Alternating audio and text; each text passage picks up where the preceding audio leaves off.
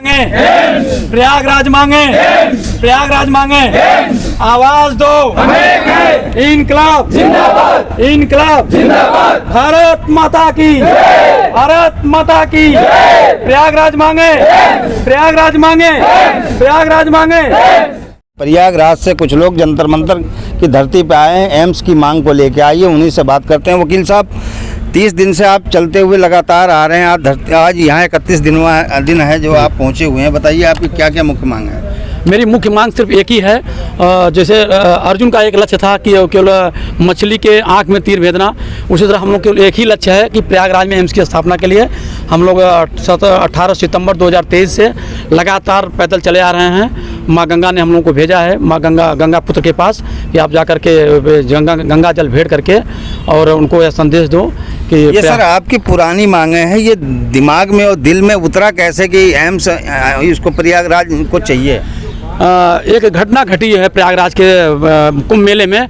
2007 में जो अर्धकुंभ लगा था, तो कुल्लू मनाली एक हिमाचल प्रदेश का एक जनपद है, वहाँ एक सेब के बगीचे के मालिक वो अपने पूरे परिवार के साथ प्रयागराज में कल्पवास करने के लिए आ रहे थे। कम से कम 40-50 लोग थे। जैसे ही प्रयागराज पहुँचते हैं, चूँकि जो कुंभ मेला लगता है कड़ाके की सर्दियों में लगता है, और कड़ाके की सर्दियों में व्यक्तियों का ब्लड गाढ़ा हो जाता है। तो ब्लड जब गाढ़ा हो जाता है तो ब्रेन हेमरेज, हार्ट अटैक जैसे 7 रोगों से पीड़ित होने की प्रबल आशंका हो जाती है। तो वो जो कुल्लू मनाली के जो सेब के मालिक थे, उनको ब्रेन हेमरेज हो गया और वो 3 दिन तक वहाँ पे परेशान थे। हम लोगों ने जब पता चला कि इनको ऐसी सुविधा हो गई, तो उनके भाई साहब आए कुल्लू मनाली से। उन्होंने कहा, वकील साहब मुझको आप एक एयर एम्बुलेंस व्यवस्था कराते, तो मैं चंडीगढ़ चला जाता, मेरा भाई बच जाता। मैं 3 दिन तक एयरपोर्ट बमरौली और डीएम साहब के यहाँ मैं चक्कर लगाता रहा, खटखटाता रहा, दरवाज़ा खटखटाता रहा, लेकिन एयर एम्बुलेंस नहीं मिल पाई, जिसकी वजह से वो ज़िंदगी और मौत से जो है बेचारे हाथ धो दिए। तब मैंने दृढ़ संकल्प लिया उसी दिन से 2006 में कि एक सुपर स्पेशलिटी हॉस्पिटल होना चाहिए, ताकि जो बाहर देश विदेश से लोग आते हैं, लाखों करोड़ों लोग, वो ये आते हैं कि माँ गंगा में चल रहे हैं श्रद्धा की डुबकी लगाने के लिए, उनके साथ कोई अनहोनी घटना न होने पाए और वो अचानक किसी रोग से पीड़ित होकर असमय मौत के गाल में न जाने पाए। इसके लिए हम लोगों ने संकल्प लिया कि जब तक प्रयागराज में एम्स की स्थापना नहीं हो जाती है, चाहे जो भी कुर्बानी करनी पड़ी, चाहे मेरे शरीर का खून का एक कतरा करके उन्हें तब कुर्बान करना पड़ेगा, हम लोग तब तक संघर्ष करते रहेंगे। और आज 15 साल हो गया हम लोग प्रयागराज में एम्स की स्थापना की मांग कर रहे हैं। अब मुझे पूरा उम्मीद है देश के यशस्वी प्रधानमंत्री हम लोग की आवाज़ जरूर सुनेंगे। और प्रधानमंत्री जी ने तो वादा भी किया था एम्स, बिल्कुल बिल्कुल वादा किया था, तभी तो माँ गंगा ने भेजा हम लोगों को कि आप जा करके वहाँ पे आप हमारा संदेश कहो कि आप विलम्ब मत करें। 2025 में जो है महाकुंभ लगने वाला है, उसके पहले वहाँ का निर्माण कार्य शुरू हो जाए। मुझे पूरा भरोसा है, चूँकि हम लोग चल के आए हैं उनके दरवाजे पर, उनके चौखट पे आए हैं, चौखट खटखटाने आए हैं, तो 100% पूरा उम्मीद है कि हमारे हम लोग की आवाज़ सुनेंगे और इस पर कार्रवाई करेंगे। और 2025 के पहले निर्माण कार्य भी एम्स की शुरुआत हो जाएगी, इसी विश्वास के साथ हम लोग यहाँ पे आए हुए हैं। यादव जी, वो क्या नाम, वकील साहब आप यादव समाज से आते हैं। मुलायम सिंह जी काफ़ी दिन उत्तर प्रदेश में राज किए, आप उस समुदाय से आते हैं जो सबसे ज़्यादा संख्या है यादवों की, तो आप लोगों ने कभी मुलायम सिंह से ये आवाज़ उठाने की कभी बात नहीं करी? सर, पलित पद हम इंसान हैं। इंसान का जो धर्म होता है वो जाति और जो है मजहब से बड़ा होता है। तो मेरे लिए मैंने कभी सोचा ही नहीं। मैं हमेशा, आज 24 साल हो गया, लगभग 800 लोगों को, वो चाहे मुस्लिम हो, चाहे ईसाई हो, चाहे सिख हो, देश के कोने कोने से, अगर मुझे पेपर में पता चल गया, कर्नाटक के लोगों का भी मैंने जो है इलाज कराने काम किया। प्रयाग पास 800 लोगों को शासन से स्वीकृत पैसा करा करके हॉस्पिटलों में, न तो कभी टाइप कराने का, न रजिस्ट्री करने का मैंने पैसा नहीं लिया। 800 लोगों को 2 लाख 4 लाख दिला करके उनका ऑपरेशन कराया। वो चाहे बिहार के रहा हो, चाहे कर्नाटक के रहे हों, चाहे मद्रास के रहे हों। मैंने कभी इंसान के अलावा मैंने कभी न जात पे गया, न मजहब पे गया, न धर्म गया। मैं आज भी वही हूँ। मैं मुलायम सिंह को नहीं जानता कि मैं किस जात की है, किस धर्म का है। मैं जानता हूँ वो भी इंसान, मैं भी इंसान हूँ। मैं इंसानियत के नाते इंसान से गुहार लगाता हूँ, बाकी मेरे लिए मजहब और धर्म कोई मायने नहीं रखता है। आप प्रयागराज से कब चले थे? आपको बीच में क्या क्या चीज़ों का सामना करना पड़ा? मैं 18 सितंबर 2023 तहसील प्रांगण हड़िया से, वहाँ के अधिवक्ता परिषद के जो वर्तमान अध्यक्ष हैं माननीय भूपेंद्र मिश्रा जी की अध्यक्षता में हम लोगों ने एक कार्यक्रम किया वहाँ पे। वर्तमान में प्रयागराज के प्रथम व्यक्ति जो है डॉक्टर माननीय वीके सिंह जी और 7 वर्षीय ब्लड कैंसर पीड़िता प्रियाल केसरवानी ने संयुक्त रूप से तो राष्ट्रीय ध्वज तिरंगा दिखा करके 18 सितंबर 2023 को हम लोग वहाँ से रवाना किया था। प्रयागराज कितनी संख्या थी? वहाँ पे लगभग 2000 की संख्या थी जब हम लोग हंडिया से निकले हैं। फिर प्रयागराज पहुँचे तो वहाँ पे वर्तमान एशिया के सबसे बड़े हाई कोर्ट के वर्तमान अध्यक्ष माननीय अशोक सिंह जी ने और पूर्व अध्यक्ष माननीय वरिष्ठ विद्वान अधिवक्ता R.K. ओझा सर ने तिरंगा झंडा दिखा करके हजारों विद्वान अधिवक्ताओं की उपस्थिति में प्रयागराज से हम लोगों को जो है वहाँ से दिल्ली जंतर मंतर के लिए रवाना किया। आज 18 अक्टूबर को पूरा 31 दिन हो गया हम लोग लगातार पैदल यहाँ पे पहुँचे हैं। और यह सभी जन समुदाय है उनकी दुआओं उनके आशीर्वाद से हम लोग की औकात नहीं थी कि हम लोग पैदल यहाँ चल के आ पाते।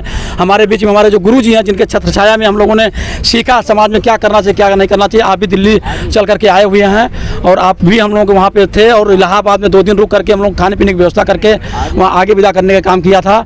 मैं ऐसे गुरु जी के चरणों में वंदन करता हूँ, प्रणाम करता हूँ कि आप जंतर मंतर पे भी आ करके पंडित जमुना प्रसाद शुक्ला जी हम लोग के यहाँ पे आशीर्वाद देने के लिए उपस्थित हुए हैं। मैं समस्त प्रयागराज वासियों की तरफ गुरु जी आपके चरणों में वंदन करता हूँ, आपका आभार प्रकट करता हूँ आप गुरु जी। और जहाँ आप आए हुए हैं और आज 31 अक्टूबर है।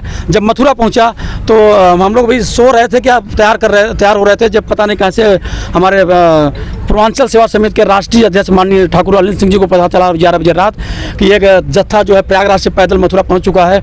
सुबह 6 बजे ही आप हमारे दरवाजे के सामने जहां हम लोग टिके हुए थे वहां बैठे, मैं बाहर निकला तो पता चला कि आप राष्ट्रीय अध्यक्ष जी हैं माननीय जी। मैं पैर छुआ आशीर्वाद लिया, बोले कि कोई बात नहीं, आप लोग आराम तैयार हो, आप लोग इतना मेहनत करके आए हो, पैर में छाले पड़ गए हैं, अब 2 घंटा का 3-4 घंटा इंतजार करना पड़ेगा तो हम आपके लिए तैयार हैं। 2 घंटा आपने इंतजार किया, पूरा नाश्ता मंगवाया, अपने आदमियों को मेरे सामने पैसा निकाल कर मैंने जेब दिया। हम लोग 25-30 लोग थे और आप लोगों के साथ भी 25-30 लोग सबके लिए नाश्ता करवाया, जलपान कराया। लगातार 2 दिन तक मथुरा में जो हम लोग चले हैं, सुबह दोपहर शाम के रहने खाने पीने की व्यवस्था आपने करवाया। अपने कार्यकर्ता के पार्टी के जैसे गुड्डू कुशवाहा जी हैं और महेंद्र यादव जी हैं और एक रायबरेली से जो है क्या नाम है उनका, गुड्डू यादव जी, तमाम लोग आकर के वहाँ पे गुलशन ढाबा पे स्वागत भी किए लगातार मिशांक राय। तो पूरे जंतर मंतर तक लगातार लोगों ने जैसे उनको सूचना मिली सब लोगों ने स्वागत किया, उत्साहवर्धन किया। कहीं न कहीं माँ गंगा का ही आशीर्वाद है, बड़े बुजुर्गों का आशीर्वाद है, पूरे जन समुदाय का दुआ है, आशीर्वाद है कि जो हम लोगों के पैर थके नहीं। हमारे साथ जो हमारे पिता तुल्य चाचा डॉक्टर लालजी यादव जी और राजमल प्रजापति जी जो है, आप लोग 67 साल 58 साल की उम्र है, आप लोग हम लोगों से 1-1 किलोमीटर आगे चलते थे, देख के लगता था अभी हम लोग लड़के हैं, बड़ी हौसला मिलता था।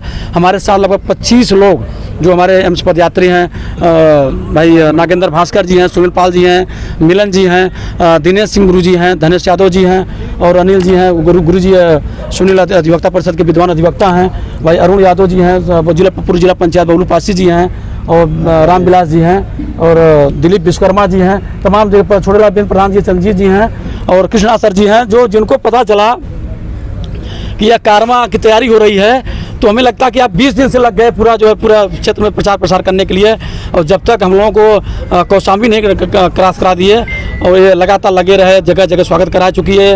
इनको स्टोन है ब्लड में, इनको दर्द हो रहा था, दवा खा करके अपनी दर्द को कंट्रोल करके उसके बावजूद ही हम लोगों के साथ चलने का काम किए हैं। मैं सभी लोगों का जिन लोगों का आशीर्वाद मिला, हंडिया से लेकर जंतर मंतर तक आशीर्वाद मिला, सभी को चरणों में मेरा प्रणाम वंदन है और ईश्वर से यही प्रार्थना है कि आप लोग मस्त रहें, दीर्घायु हों और ऐसे ही हम लोगों की जो है आशीर्वाद देते रहिए ताकि ऐसे सामाजिक काम होते रहें और प्रयागराज में शीघ्र एम्स की स्थापना हो सके। गुरुजी, आखिर एम्स प्रयागराज को क्यों चाहिए? देखिए, प्रयागराज गंगा जमुना सरस्वती का पवित्र संगम है। यहाँ पर प्रत्येक वर्ष करोड़ों की संख्या में श्रद्धालु यहाँ पर 1 महीने आस्था की डुबकी लगाते हैं। किसी के साथ कोई कैजुअलिटी न हो, कोई दुर्घटना हो जाती है, आकस्मिक बीमार हो जाता है, गंभीर रोग से पीड़ित हो जाता है तो वह दूर दूर तक भटकता है लेकिन उसको इलाज नहीं मिल पाता है। बहुत गलत संदेश जाता है देश में कि प्रयागराज जैसे धरती पर एक अच्छी मेडिकल की सुविधा नहीं है। इसलिए भाई रामचंद्र जी यादव का मैं बहुत आभारी हूँ अपने पूरे प्रयागराज जनपद की ओर से कि ये ऐसा मुहिम उठाए हैं जो जनहित से जुड़ा हुआ है और निश्चित रूप से मैं समझता हूँ कि उम्मीद करता हूँ कि सरकार इनके इस तपस्या को, भगीरथ प्रयास को संज्ञान में लाएगी और एम्स की स्थापना करने के लिए विवश हो जाएगी। Thank you. संदेश दीजिए, सरकार को क्या संदेश देंगे एम्स के लिए? सरकार जनहित कार्यों के लिए बनी है और मोदी जी का तो ऐसा ही अभियानों से जुड़े रहे हैं और पूरा करते रहे हैं। उनको कहीं न कहीं अपने ध्यान से उनको थोड़ा सा हम लोग बताने आए हैं, निवेदन ही कर सकते हैं। और हमने तो जब सुना कि ये, हम तो ज़्यादा परिचित नहीं हैं, लेकिन राम जी का जब ये मिशन देखा तो वो मिशन ही ऐसा है कि पूरे भारत के लोगों के लाभ का विषय है और सबका दायित्व बनता है। हमारा संगठन गोरखपुर, बनारस, बलिया, छपरा, इधर बिहार तक ये है, और जो है सभी लोगों ने कहा कि ये बहुत अच्छा मिशन है और इसको आप आगे बढ़ाइए। और ज़रूरत पड़ी तो हम गोरखपुर से, जौनपुर से, बनारस से, आजमगढ़ से, ये सब जगह से लोगों से निवेदन करेंगे और सब लोग उत्सुक हैं इस मिशन का स्वागत किया है, तो ये ज़रूर हमें उम्मीद है। बहुत बड़ा काम है, ये बहुत बड़ा काम। रामचंद्र जी आज किसको क्या ज्ञापन देंगे, किसको? देश के यशस्वी प्रधानमंत्री माननीय नरेंद्र मोदी जी को देंगे। इस बारे में तो मैं बहुत प्रभावित होकर यहाँ पे आया, इनके साथ में इनका काम ही ऐसा है सर, काम ही ऐसा है। और ऐसे लोगों का अगर कोई साथ नहीं दे तो वो समझ लो कि एक अच्छा आदमी नहीं है, अच्छा नहीं कहा जाएगा। इसलिए मैं ये चाहता हूँ कि जितने लोग भी इसको देख रहे हैं या वो चीज़ कर रहे हैं, इनके संज्ञान में इसका ज़रूर से ज़रूर सपोर्ट करें। धन्यवाद जी। सबसे पहले आपको बहुत बहुत धन्यवाद देंगे कि भाई यहाँ आप आए और हम लोगों को जो है उत्साहवर्धन करने के लिए हम लोगों की आवाज़ जो है आप अपने चैनल के माध्यम से लोगों को दे रहे हैं। हम तो ये चाहेंगे कि माननीय प्रधानमंत्री जी से कि जिस तरीके से भाई बड़े भाई रामचंद्र यादव जी ने 18 सितंबर से पग यात्रा करके जो है यहाँ पहुँचे हैं जंतर मंतर, इनके इस संघर्ष को भाई सलाम करता हूँ और माननीय प्रधानमंत्री जी से ये निवेदन और आग्रह करता हूँ कि प्रयागराज में एम्स की स्थापना के विषय में अवश्य सोचें और वहाँ निर्माण कार्य प्रारंभ जल्द से जल्द कराएं। ये गंगा जमुनी तहजीब जनपद प्रयागराज में हमारे बड़े भाई अधिवक्ता रामचंद्र यादव जी जाला, मेरा मानना है कि रामचंद्र जी की सेना में इतनी ताकत है और 1600 ग्राम पंचायतों के लगभग जनपद प्रयागराज में है। जनपद प्रयागराज के लोगों ने ठाना है कि प्रयागराज एम्स की स्थापना प्रयागराज में जिस भी प्रकार से सरकार मानेगी। अभी मेरा निवेदन है सरकार से कि प्रयागराज में एम्स की स्थापना हो। अगर प्रयागराज की स्थापना के लिए सरकारों ने ध्यान नहीं दिया तो पूरे जनपद के लोग इसके लिए एक संकल्प के साथ रामचंद्र जी की सेना के साथ चलेंगे और जैसे भी होगा प्रयागराज ये जन आंदोलन है प्रयागराज एम्स के लिए, इसलिए कि विश्व के कोई ऐसा देश नहीं है जहाँ के लोग यहाँ नहीं आते हैं। और ऐसी परिस्थितियों में अगर स्वास्थ्य की सुविधाएं अच्छी नहीं होंगी तो इससे देश का भी नाम खराब होता है। इसलिए स्वास्थ्य की सुविधाओं में के लिए एम्स आवश्यक है और माननीय प्रधानमंत्री जी से हम सभी प्रयागराज वासियों का निवेदन है कि प्रयागराज में एम्स की स्थापना करें और एम्स होगा तो देश विदेश में लोग आएंगे, उनको इसका लाभ मिलेगा और देश का नाम भी रोशन होगा। Thank you.